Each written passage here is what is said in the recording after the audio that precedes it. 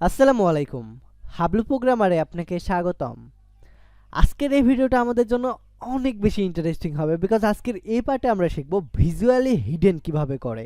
এই জিনিসটি ইন্টারেস্টিং বলতেছি এটার জন্য যে আমাদের এই ক্লাসের ভেতরে জাস্ট হিডেন করারই অপশন আছে, কিন্তু আমরা এটাকে বিভিন্ন টেকনোলজিতে অ্যাক্সেসেবল করতে পারবো। এটার জন্য বললাম এটা অনেক বেশি ইন্টারেস্টিং। আজকের এই ভিডিওতে আমরা দুইটা ক্লাস নিয়ে কথা বলবো। শুরুতে কথা বলবো আমরা ভিজুয়ালি হিডেন নিয়ে, দেন আমরা কথা বলবো ভিজুয়ালি হিডেন ফোকাসেবল নিয়ে। তো চলুন শুরু করা যাক। This is Ishan from Hablu programmer.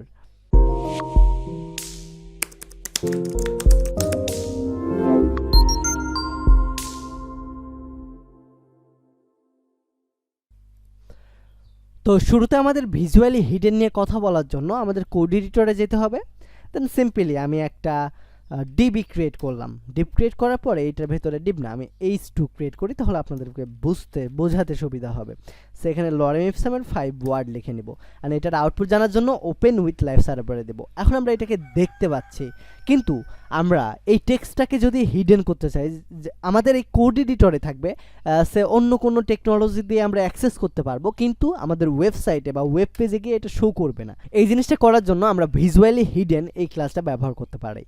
তো আমি সিম্পলি লিখে দিচ্ছি ভিজুয়ালি HIDDEN হিডেন। এখন যদি আমাদের কোড এডিটরে যায় তাহলে আপনি দেখতে পাবেন আমরা ঠিকই কিন্তু H2 এর ভিতরে একটা টেক্সট লিখেছি, কিন্তু এটা আমরা দেখতে পাচ্তেছি না। কিন্তু এই টেক্সটটাকে কিন্তু আমরা অন্য টেকনোলজি ব্যবহার করে এটাকে দেখে নিতে পারবো। ঠিক সেম ওয়েতে আমি যদি এখন একটা ডিপ ক্রিয়েট করি অ্যান্ড এই ডিপের ভিতরে সে আপাতত কিছু লিখতেছি না, লরেম ইপসামের সে 5 ওয়ার্ড লিখে দিলাম অ্যান্ড এখন কিন্তু আমরা এটাকে দেখতে পাবো। কিন্তু আমরা যদি এখন এইটার ভিজুয়ালি হিডেন ফোকাসেবল করে দিই তাহলে আমরা কিন্তু এটাকে আবার দেখতে পাবো না। এখন যদি আমরা কোড এডিটরে যাই তাহলে আপনি দেখতে পাবেন আমাদের এই যে টেক্সটটা ছিল সেটা হাইড হয়ে গেছে। তো এই দুইটা জিনিসই ছিল আমাদের আজকের এই ভিডিওতে।